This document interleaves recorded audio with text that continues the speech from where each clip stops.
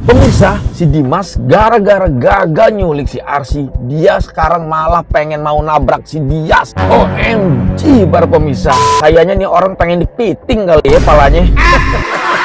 Tapi tenang Pak pemirsa, si Tatum karena anaknya ini diurusin sama si Arsy, sekarang dia ngebantu Raja dan Arsy untuk mengidentifikasi mengenai kebenaran bahwa pelaku pembiusan terhadap si Arsy pada saat itu adalah Dimas. Dan dia pun membantu pihak kepolisian agar si Dimas ini segera tertangkap para pemirsa.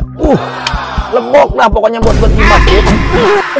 Tapi nggak kalah mengejutkan kan pemirsa, pada saat si Dias kemarin didatengin sama ibunya Iqbal, dikasih uang 100 juta untuk ninggalin Iqbal, ternyata para pemirsa hal yang mengejutkan terjadi. Dias justru menantang Tante Hanum, dia akan membuktikan bahwa bisa menjadi wanita sukses dan dia bisa setara dengan keluarga Dr. Iqbal. Dan kalau nanti cita-citanya tercapai, dia meminta sanksi kepada ibunda Dr. Iqbal. Tante Hanum akan menyetujui hubungannya dengan Dr. Iqbal. Gila sih, menyala pokoknya buat dia sih ya.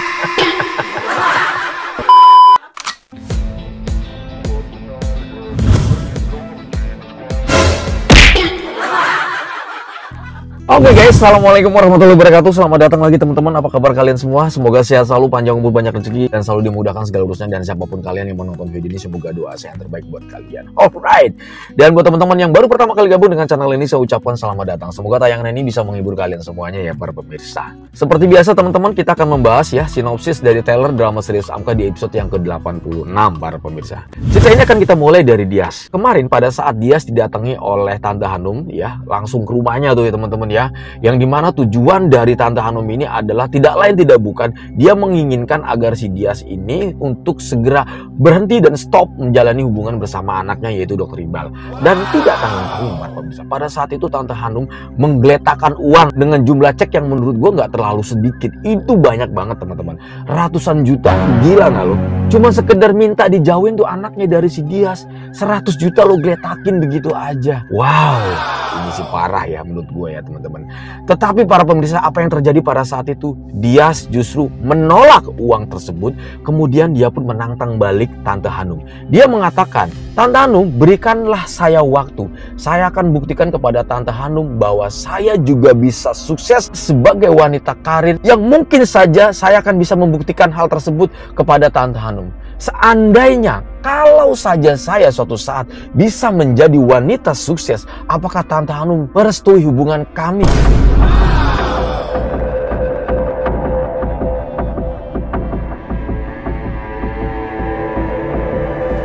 Oke, saya akan berikan kamu waktu untuk membuktikan kalau kamu bisa sukses. Seandainya kalau kamu sukses, saya akan merestui hubungan kalian berdua. Dan mendengarkan hal itu para pemirsa, Ibu Dahlia pun langsung kaget para pemirsa. Dia sangat bangga terhadap anaknya. Gak disangka, ternyata pada saat kondisi yang kepepet, anaknya mungkin yang saat ini selalu dianggap manja oleh Ibu Dahlia, ternyata sudah menyala.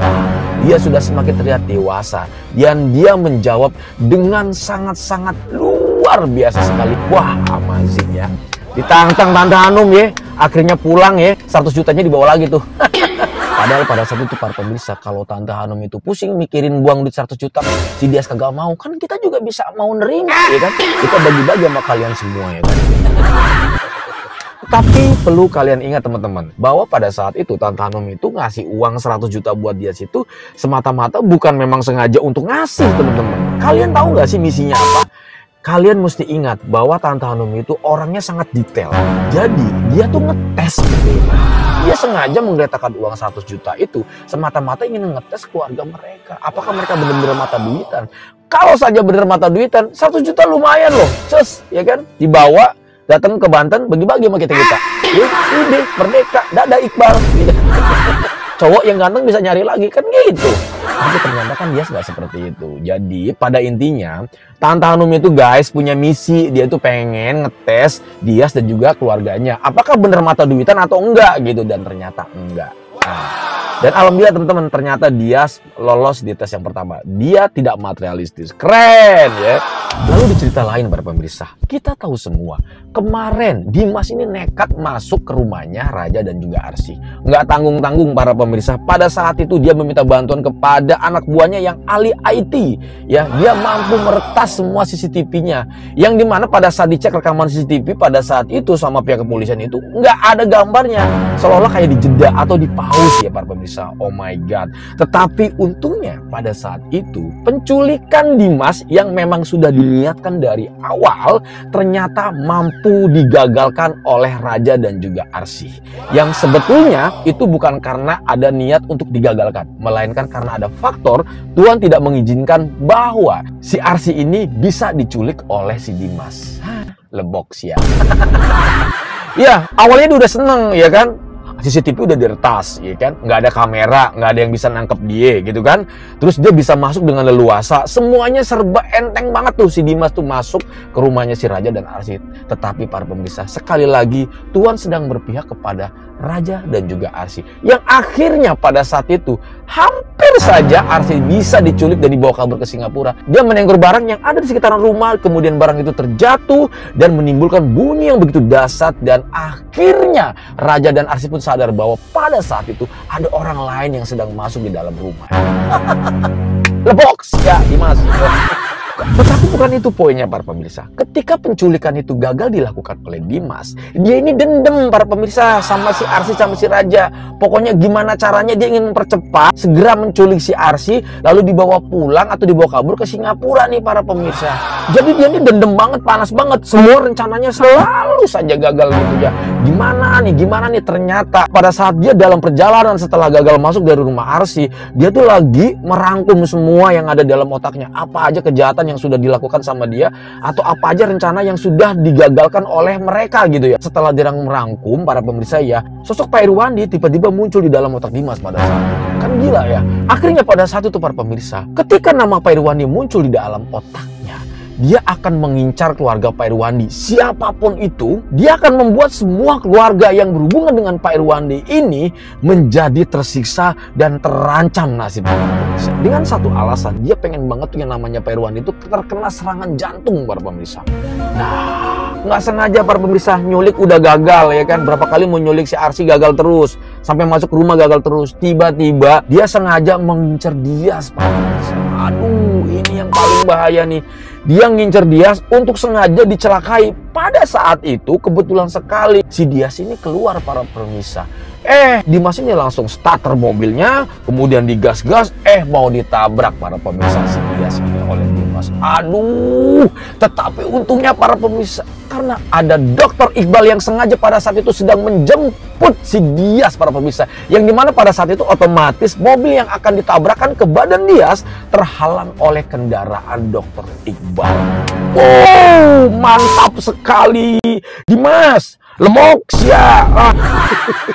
Lalu di cerita lain para pemirsa, ketika penculikan Dimas yang sengaja memang masuk bahkan membobol rumah Raja dan Arsy, dan Dimas juga gagal ya untuk menculik Arsy pada saat itu, dia kan langsung nelpon polisi dan polisinya pun datang tuh mencoba memeriksa CCTV yang ada di rumahnya Raja, dan ternyata betul sekali CCTV itu sudah diretas sama pihaknya Dimas para pemirsa. Yang akhirnya pada saat melalui pemeriksaan pihak kepolisian ya nggak ada gambarnya. Dan terpaksa laptop pun dipinjam sama pihak kepolisian untuk dibawa ke kantor polisi nih untuk dicek ulang lagi. Mungkin ada pihak tim cyber yang akan membantu Raja mengecek CCTV yang telah dihack tersebut para pemirsa. Setelah dicek CCTV tersebut dan melalui tim cyber dari pihak kepolisian yang sangat luar biasa pada saat itu para pemirsa, akhirnya gambar pun muncul. Cuman sayang karena si Dimas ini kan pakai masker, kita tahu semua, jadi nggak kelihatan para pemirsa mukanya. Waduh, ujung-ujungnya Raja pun ditelepon oleh pihak kepolisian untuk segera datang ke kantor polisi bahwa kami sudah menemukan orang yang ada di dalam video. Namun sayang sekali di dalam video tersebut gambar orangnya itu nggak kelihatan. Tetapi untuk lebih lanjutnya tolong Bapak Raja datang ke kantor polisi.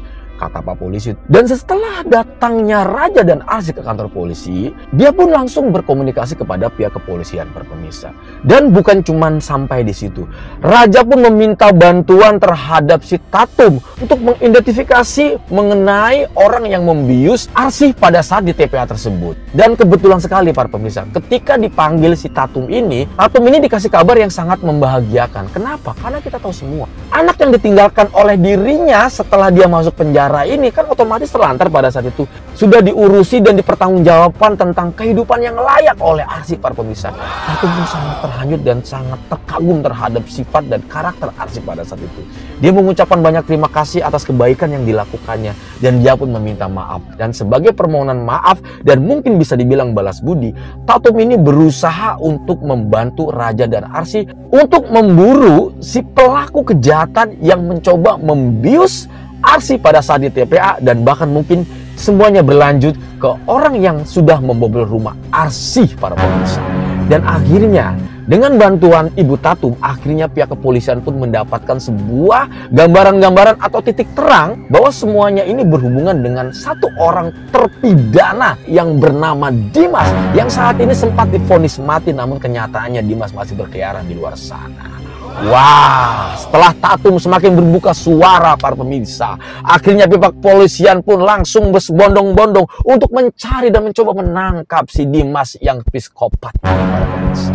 Lebok ya.